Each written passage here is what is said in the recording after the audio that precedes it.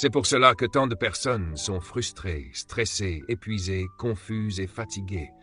Elles vivent en dehors de leur but tout en priant pour l'épanouissement. Tu ne peux pas prier pour entrer dans ton but. Le but se découvre. Il ne se demande pas. La Bible déclare dans Jérémie chapitre 1 verset 5 « Avant de te former dans le ventre de ta mère, je te connaissais. Avant que tu ne naisses, je t'avais consacré et je t'avais établi prophète pour les nations. » Cela signifie que ton but est plus ancien que tes problèmes. Ta destinée existait avant ta douleur. Tu n'as pas été créé lorsque ta mère t'a mis au monde. Tu as été révélé.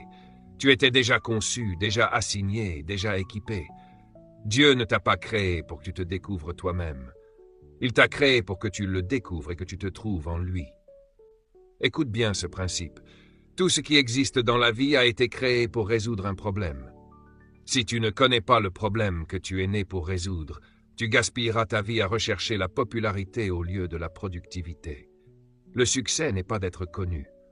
Le succès, c'est d'être nécessaire.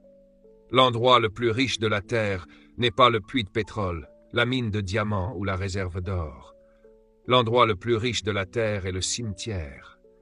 Car on y trouve des livres jamais écrits, des chants jamais chantés, des entreprises jamais lancées, des idées jamais exécutées, des visions jamais poursuivies. Tout cela parce que des personnes ont refusé de supprimer ce qui détruisait leur potentiel. Alors que nous entrons dans cette nouvelle saison, la question n'est pas « qu'est-ce que tu veux ajouter ?» La vraie question est « qu'est-ce qui doit être retiré ?» Car l'addition sans soustraction produit l'encombrement. Et l'encombrement étouffe la clarté. Et la clarté est le lieu de naissance de la vision.